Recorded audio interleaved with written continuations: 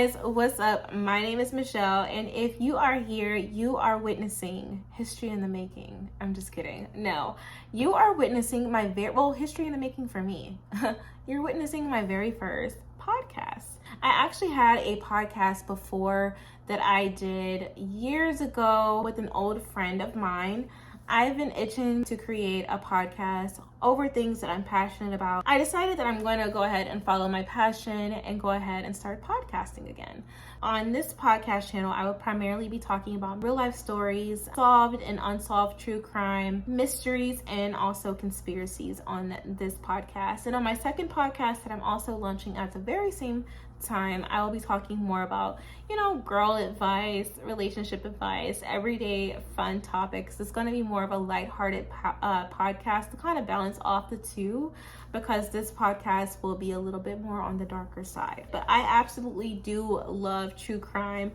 This is something that I've been passionate about for years. I'm always watching true crime documentaries and listening to audiobooks and all that kind of stuff like that about true crime. So I'm like, if I'm going to spend all this time, honey, I might as well go ahead and create a podcast and talk about it with you guys. So that's why I'm here today. But yeah, I'm rambling now, but I'm super excited to be here because this is just, me actually getting out of my comfort zone and actually just doing it. Like, I have been saying I want to do this, like, for 2 years now. I've been saying I want to do a true crime podcast, and I've just been putting it off and putting it off and putting it off. And this year I said, you know what? I'm not going to put it off no more. I'm going to do it. So here we are.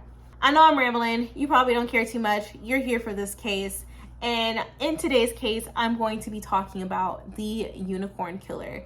So this case I was actually drawn to because as I was doing my research and things like that on this case, I had found out that the actual victim, the anniversary of her passing actually passed this past weekend, unfortunately. This is really a sad case, especially if you are someone who has survived domestic violence like I have. This case really just tugged at my heartstrings because I felt for baby girl especially. I do want to tell the story just because I feel like the story needs to be heard. And I honestly haven't seen too many other people talking about this case. I did see documentaries and things like that about it in a movie and also a book, but I haven't really seen too many people talking about this case, so I figured that I should cover it. I'm going to go ahead and stop rambling now, I promise, and we're going to go ahead and get into this case. But before we do, make sure that you are subscribed to this YouTube channel if you're watching me over here on YouTube. I also will have this case on Spotify and also on other streaming platforms if you want to listen to it via audio only. And also for my second podcast, it will be over on my main YouTube channel, which is MicheleSteeleTV. That's where my second podcast will be hosted, as well as on Spotify as well. All right, let's go ahead and get started. Holly Maddox was born on May 26, 1947 in Longview, Texas, to her parents Fred Maddox and Helen Maddox. Holly grew up in Tyler, Texas, and her mother was a stay-at-home mom and her father was an engineer, and he also was a World War II veteran. Holly was the oldest of 5 siblings: John, Buffy, Mary, and Meg. Holly's siblings remember Holly being the perfect older sister, and they absolutely adored her. Holly was also very stunning, y'all. Like, look at these photos. Baby girl could have been a model. She was beautiful, and her friends and those who had the chance to actually meet her describe her as mesmerizing. And even though she was absolutely gorgeous, she was not the type of girl who was big-headed and cocky. She was very, very humble and just a down-to-earth person. Her friends would say that she was the kind of friend that would give the shirt off of her back. And Holly was very active in high school. She was also a part of the cheerleading squad, and she loved to dance. She was a very creative person. She was really artsy, and she loved nature. She was really bright and cheerful as well, and she was voted as most likely to succeed by her high school peers. Holly graduated high school in 1965. After graduating, Holly knew early on that she wanted to move away from her small town and venture off to a bigger city and she wanted to experience more of like that city life. You know, she wanted to be a city girl. No, I'm just kidding. No, but she did want to venture off and experience the city life in a different environment than what she was used to of her small town in Tyler, Texas. Now, I'm from Texas and I live in Dallas, but I've never been to Tyler, so I really don't know what it's like. But from what I've seen from when I was researching, it does look like a really small town and kind of like country. I know Tyler is more east of where is it east? Hold on. Never eat sweet wheat. Never eat sweet wheat. I'm north. Never eat. Yeah, east. Okay. I had to figure it out. But yeah, Tyler is east of here from me. So I don't really go too east. Like, I don't go too far east. So I really don't know. But from what I researched, Tyler is like a smaller town feel compared to Dallas. Dallas is like more of a big city feel. So I don't know, girl, she could have stayed out here in Dallas a little bit but she wanted to get away, honey. After graduating high school, Holly enrolled in Bryan Moore College, a liberal arts school for women. This was located near Philadelphia. She graduated in 1971 with a degree in English. After graduating, Holly decided that she wanted to stay in Philly because she just loved the city life so much, and she was really not trying to come back to Tyler, y'all. Like, she was like, I want to be a city girl. Like most people after graduating college, Holly struggled with trying to figure out what she wanted to do with her career. She did have like big dreams of opening up like a bohemian styled dress making shop. And see, me and Holly would have been vibing because I'm a like boho girl. Like, I love the whole boho vibe. I love the flowy dress. I love the big hats. Like, me and Holly would have been best friends because girl, or at least would have been shopping at her clothing store because I love me a cute little flowy boho moment. Anywho, but Holly did want to open up a dress shop, or she had dreams of opening up a dress shop in Philadelphia. Ira Samuel Ehorn was born May 15th, 1940 in Philadelphia, Pennsylvania to a Jewish family. Ira was an environmentalist and activist and part of the anti-war movement, and he was a downright hippie at the time, or at least for that time period. He reportedly started the holiday that we now celebrate called Earth Day. Kind of find out, y'all, he didn't really start it. This was just a story that he concocted himself. The only initial involvement that he had in Earth Day as a whole was him getting up on the podium and hijacking the podium and talking about himself for like hours before refusing to get off the stage when many people told him to get off the stage. So he really didn't have anything to do with Earth Day, but he was trying to proclaim that he did. Despite this, Ira was actually really well liked by large corporations, and they were literally lining up to give Ira their coins. Like, they loved them some Ira. Many of the large corporations found Ira irresistible and looked to his advice for future trends.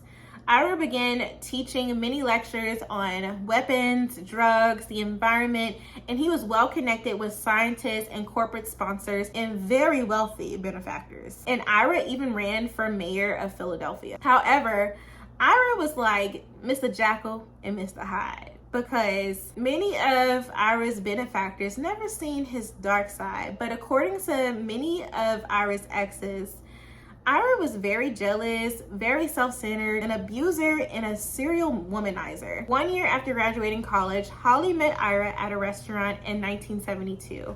Ira literally swept Holly off her suite and charmed her with his over-the-top personality, which sparked the couple's whirlwind romance filled with traveling, rallies, and parties. Holly was fascinated with how Ira's mind worked, and she was really curious with how he came up with these lavish ideas.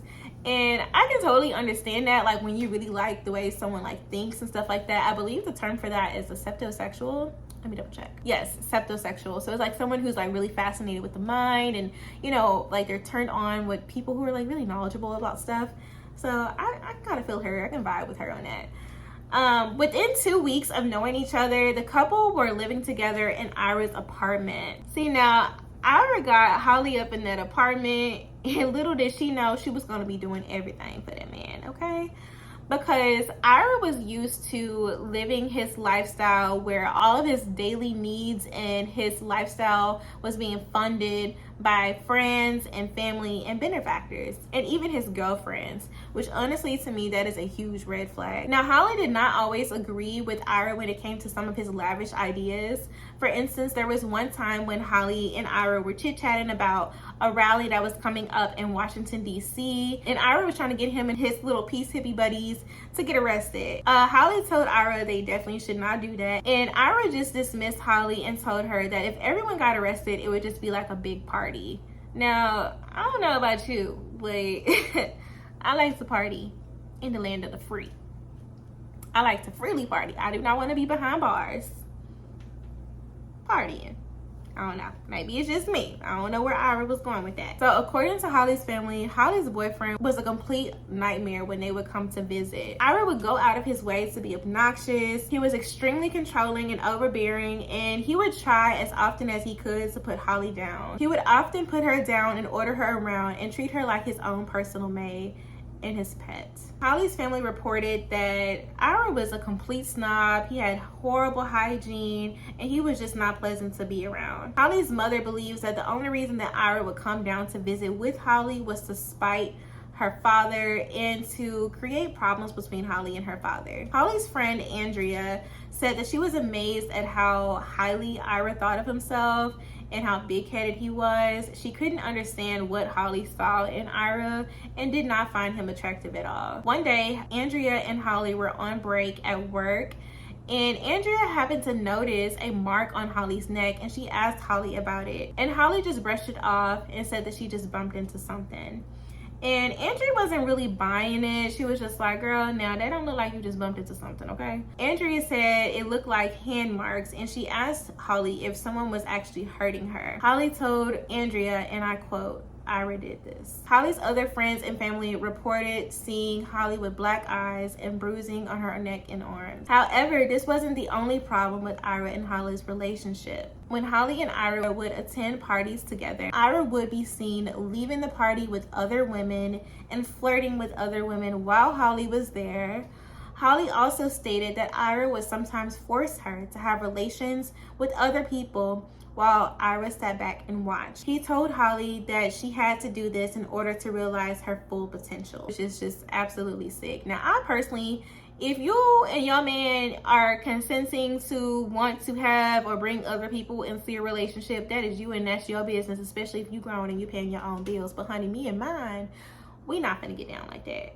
And if baby girl was saying that she was not comfortable with that, you sick. Like, you're absolutely sick. As Holly and Ira's relationship continued, Holly finally got the courage and the strength to realize that she did not need this buster, okay? Holly said, I can do bad all by myself and I do not need this man. I'm on to the next. And that's what she was just about to do. Holly slowly started weaning herself away from Ira and gaining her confidence back. In July of 1997, she decided that she was no longer going to put up with Ira's abuse. Ira and Holly had been visiting London on Holly's dime at the time, and Holly's mother came to visit. While visiting Holly, Holly's mom stated that Holly looked really upbeat and happy, and she told her mom that she was getting tired of Ira and that she was going to leave Ira when she returned and get her own place. When Holly returned to Philly in August, she stood 10 toes down. Holly left Ira without even bothering to pack her belongings. See, that's how you know that a woman's fed up. What R. Kelly say now? I don't listen to R. Kelly too much anymore, but you know that song. When a woman fed up, boom, ba-dum, boom, boom, there ain't nothing you can do about, nothing you can do. Y'all know that song. That's how Holly was feeling. She was fed up. You know she fed up when she didn't even pack a bag, okay? She didn't pack none of her bag. She just dipped. So Holly ended up on the beachside resort of Fire Island in New York, and she began dating a man named Saul. Saul stated that he remembers Holly being curious, bright, and just a wonderful person to be around the weeks that they were together, and they were practically inseparable. Ira had begun going crazy and started calling Holly repeatedly over and over and over again. And on September 9th, 1997, he called Holly once again, threatening to throw away all of her belongings onto the Philly streets. Now, see, you trifling. Now, why you gonna do that girl like that? You trifling. No. He said he was gonna throw all of her stuff into the Philly streets if she did not come pick her stuff up ASAP. Ira was definitely jealous. He could not stand the thought of Holly being with another man. See, now Holly agreed to come gather her things. She let Ira know that it's officially over, homie. Like, we not finna go about this. Like, she's done. Like, she's done for real. So Holly's new boo, Saul, stated that he did not have a bad feeling when Holly had left.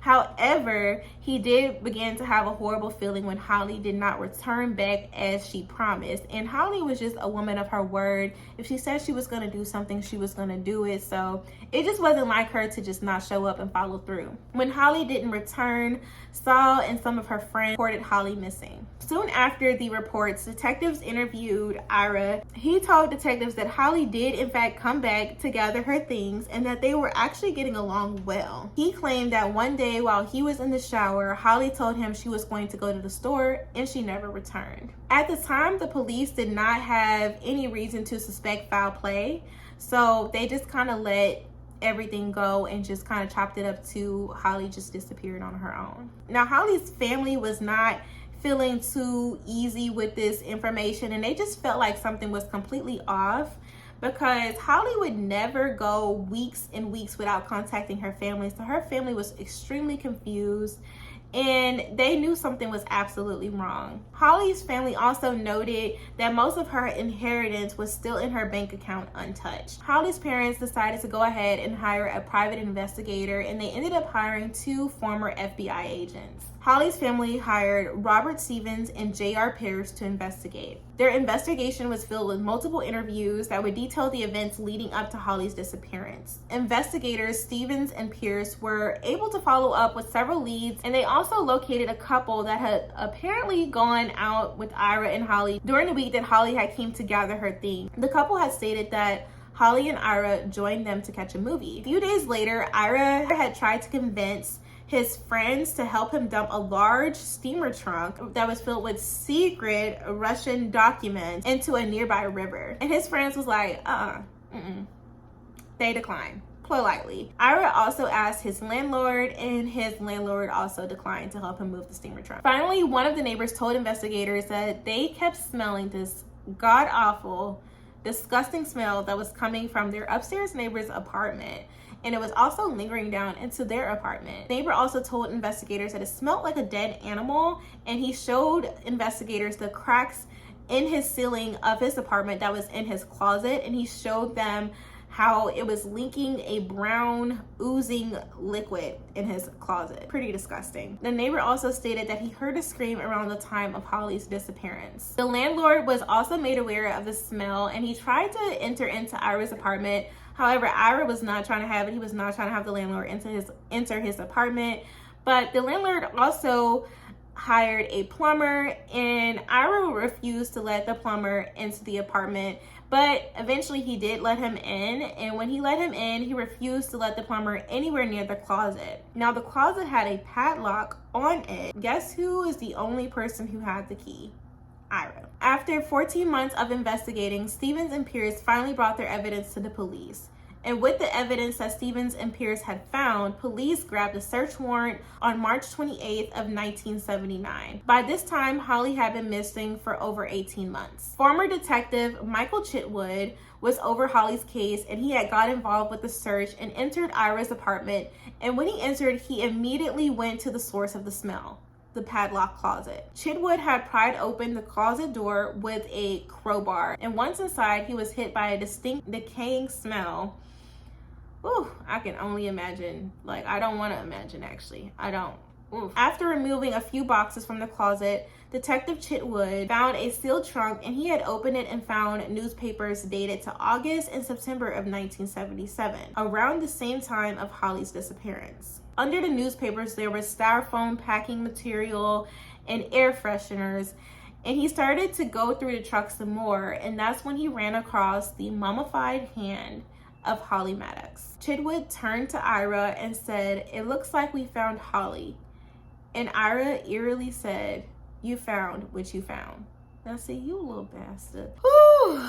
Like, what you mean I found what I found? Because you knew it was there. Like, what I can't seem to understand is, how can you live in an apartment where your girlfriend's body is, and you know you smelling this smell. You even put air fresheners in there because you know you smelling this smell. And you just over here living your everyday life smelling this. You just living in rotten filth and don't feel no remorse. Like, come on now, man. Like, that is just disgusting. Like, I can just imagine what his apartment smelled like. And I would have hate to be his neighbor. Would have absolutely hate to be his neighbor. And I'm gonna fast forward just a little bit, because in one of these like little news clips that I was watching, there was actually somebody that actually, to this day, I think this very day, or I don't know if they are right now, but from that clip, somebody was actually living in that apartment that she was murdered in. And it's just like, I don't know.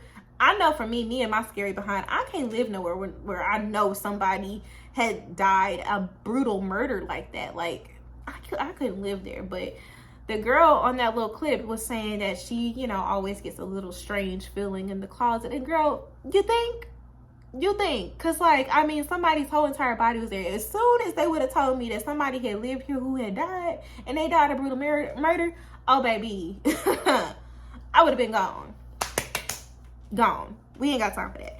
Anywho, back to the story. The autopsy report determined that Holly had been killed by several blows to the head with a blunt force object. Whew, man. Holly was beaten so bad that there were skull fragments embedded into her brain. Oh my God. A coroner declared that she also had 10 to 12 fractures in her brain and in her skull. And the coroner also revealed that Holly was still alive when she was crammed into that trunk. And that's just sick. Allah was arrested for Holly's murder, and while he was arrested, he tried to come up with the excuse that he was framed by the FBI and the CIA, and they planted her body in the closet. He claimed that they did this to him because he knew too much about weapons development, psychic research, global conspiracies, and mind control experiments. Now, come on, Ira. Ira's attorney, who was once a Philly DA and now a U.S. Senator, Arlen Specter, was able to get bail for Ira, which was set to $40,000. Now, see, they was wrong for getting that bail set to just $40,000, because you know that is too low of a bail amount for somebody who's, you know, literally being charged for murder. I feel like that bail amount was way too low, but I also feel since this man was well liked in the community, that's probably why the bail was so low. Maybe they really didn't think that he did this, but that's just way too low for somebody to be charged for murder, I feel personally. So Ira's bail was set to $40,000, and that means that Ira only had to, you know, pay $4,000 to get him bailed out of jail. And that's just what happened. Ira had a friend who is also a Canadian socialite named Barbara, who actually paid the bail for him. Detective Chitwood was baffled that they would let out Ira on bail, and in his entire career, he had never seen anyone been let out on bail who had been charged for murder. See, and that's what I was just saying. Like, I just can't believe that they would let him out on bail, especially with like a brutal murder like that.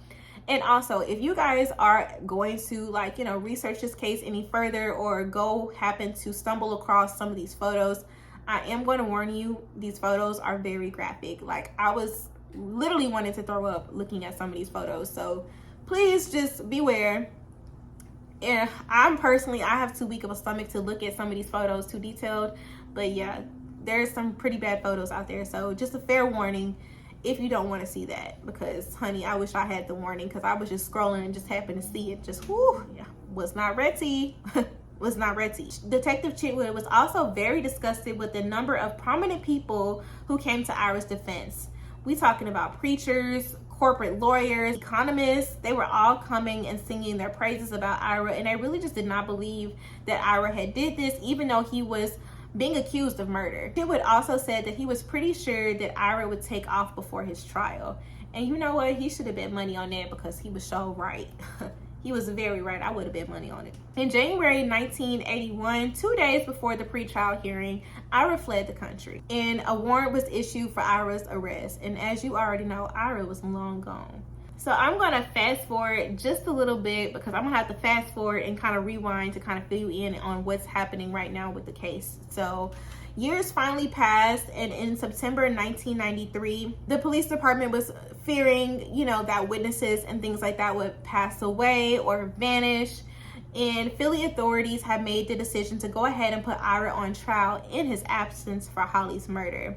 So a year prior to them making this decision, the state had actually changed a law that made it legal to go ahead and go through with the trial even though the defendant wasn't present. It took a jury only 2 hours to find Ira guilty of first-degree murder, and they sentenced him to life in prison. And now this is all going on while Ira is in prison. So because Ira done skipped town, Ira is out the country, he long gone. So they are doing this trial in his absence, which I also found kind of strange. I've never heard of a case like this on the cases that I've researched.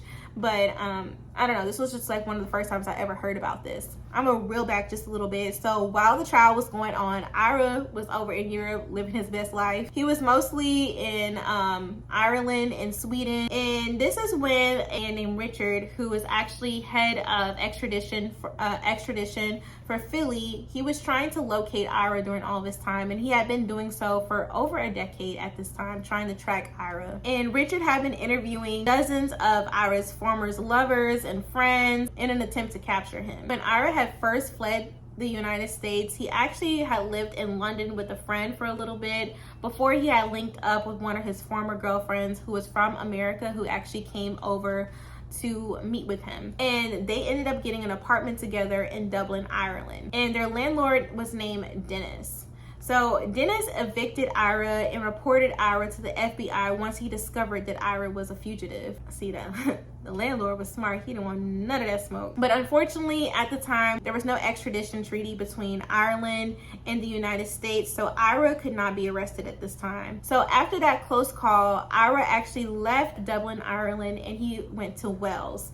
And a few years later, Dennis actually spotted Ira again in Dublin, Ireland, and he alerted Richard. However, by the time the Irish police actually caught up with Ira, he was already gone yet again. So Ira and his girlfriend that had came from America would actually break up in 1984, and when she returned to the United States 2 years later, she was actually interviewed by Richard. And she told Richard that Ira was actually receiving a cute little penny from the socialite that I mentioned earlier named Barbara. So Richard actually interviewed with Barbara as well, and she admitted to actually sending Ira money up until the point that she had actually read a book on Ira in the murder investigation. And she told Richard that Ira was actually with a woman named Annika Folin, and she was a daughter to prominent parents in Stockholm, Sweden. The Swedish police soon found out Ira's address in Stockholm, and by the time police caught up with Ira, he was long gone again.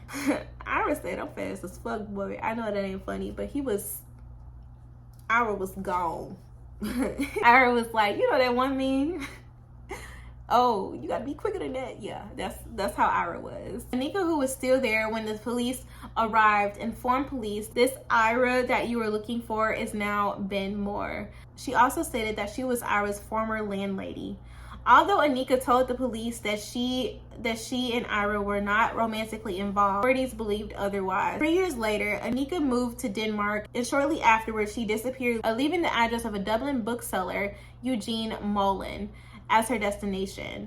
And Ira had been a customer and a friend of Eugene Mollin. Authorities believed that Ira and Annika were still together at this time, and Ira was actually going under the name Eugene Mollin. Unfortunately, with the time that had passed, Holly's parents did not get the opportunity to see justice for their daughter. And Holly's father, Fred, died in 1988, and her mother died in 1990. This case was actually first aired on television on January 5th, 1996, and was featured on America's Most Wanted. After the broadcast, a 65-year-old named Jordis, I think that's how you pronounce her name, I might be saying her name wrong. Jordis, a Swedish viewer who was living in Cali, contacted her family and high-ranking Swedish police officials and told them to look into Ira and Annika. The officials actually located Annika's Swedish social security number and gave it to Jordis, who gave the number to Richard. Richard had a contact that was, in the Swedish area, so he reached out to a man named Jan, and Jan ran it through the Swedish motor vehicle database, and his findings revealed that in 1994, Annika had applied for a French driver's license under the name Annika Folin Mollin. Mollin was the suspected alias name that Ira was supposedly going by. was supposedly going by. On her application, she had put her previous license issued in Sweden under her real name, which caused the application to be found in the Swedish database on May of 1997. Richard contacted French authorities and gave Anika's French address. Her apartment had belonged to a farmhouse in a small secluded village in southern France. French authorities began posing as tourists and fishermen and surveilled the house where Ira and Anika were staying until they were able to get approved for an arrest warrant. On the morning of Friday, June 13th, 1997, authorities entered the house and arrested Ira in an upstairs bedroom. And initially, Ira was pretending to still be Eugene Mullen. However, fingerprints proved his true identity. Ira and Anika were married and they had been living there since 1993. He told his neighbors that he was a British mystery writer and had settled there for quiet inspiration. The neighbors and the residents of the town pretty much said he rarely came into town and described him as very arrogant. On December 1994, a few months after his arrest, Ira was actually released again by French authorities and they refused to extradite him.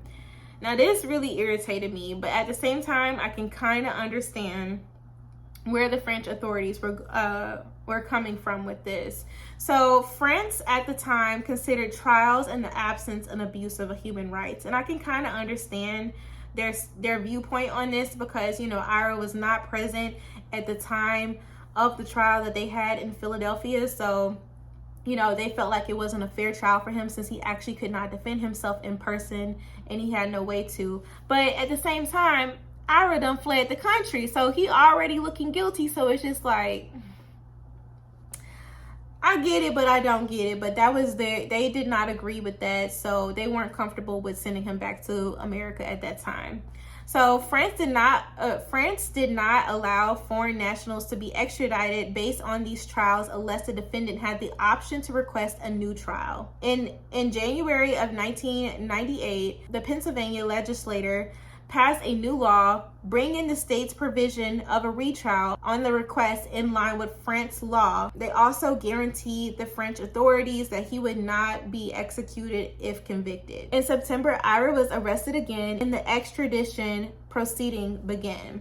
In 1999, a civil jury ordered Ira to pay the Maddox family $907 million in damage as part of a wrongful death lawsuit. However, the most important thing for them was them to finally receive justice for their sister and get Ira back to the United States so he can be prosecuted. Holly's siblings traveled to France to testify at the extradition hearing, and in February 1999, a judge agreed to extradite Ira back to Philly.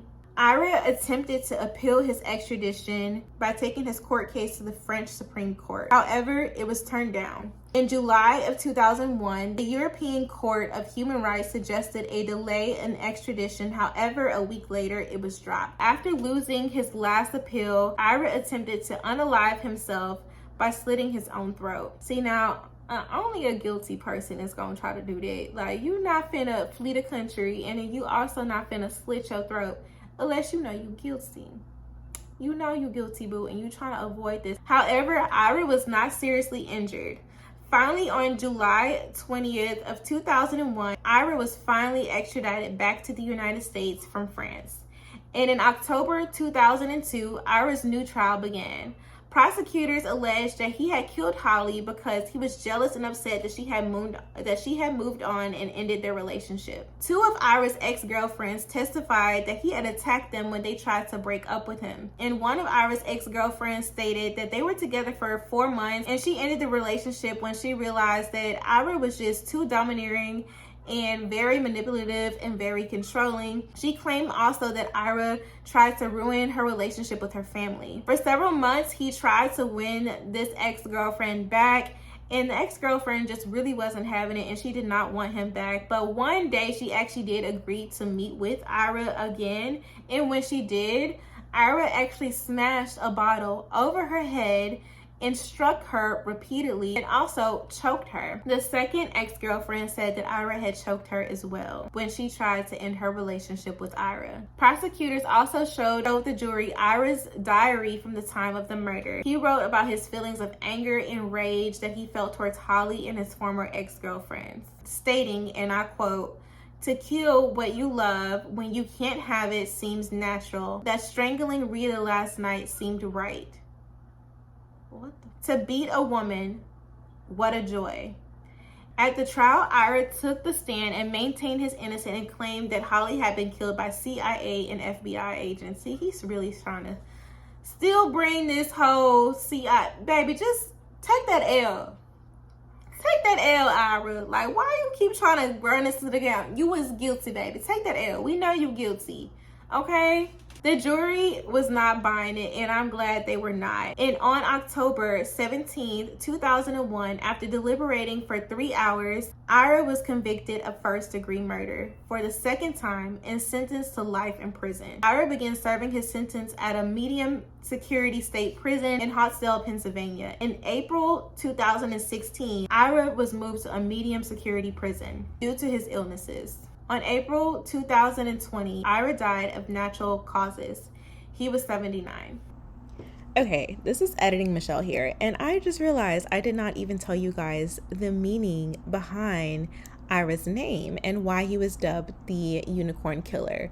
So his last name is Ehorn, which translates in other languages to unicorn, which is why he was dubbed the Unicorn Killer. Woo! Well, that's all I have for you guys for this case. This case was a really, this one just really had me on the edge of my seat. Like, how you keep fleeing all these many times and how they letting you go? Like, why did y'all let this man go? This case could have been solved and done with, even though it technically was solved, but this man could have been behind bars and his family could have got justice way sooner if they had never gave him the opportunity to bail himself out, because he obviously was guilty and they had plenty of evidence to show that he was guilty. But, you know, they let him off. And I just really hate that, you know, it took so long for Holly's family to actually get justice for their sister's murder, you know, and then Holly's, you know, parents never got to see justice. Only her sisters and her brothers got to see justice, which is still good, but it's not enough because they lost their sister in this whole entire mess, all because this man wouldn't just let Holly go be great, like, and did not want to see Holly with anyone else. Like, it's just so sickening. But I would love to know your opinion on this case. Let me know down below if you are watching here on YouTube. What do you feel about this case? What are your thoughts? Do you think he's guilty, or do you think the FBI agents set him up, FBI and the CIA? Let me know down below if you really think they set him up, which we all know he was not set up. But anywho, but let me know your thoughts down below. I would love to know what you're thinking about this case. And don't forget to subscribe if you're watching here on YouTube, and also follow this podcast on the other streaming platforms. And I will catch you guys in the next episode.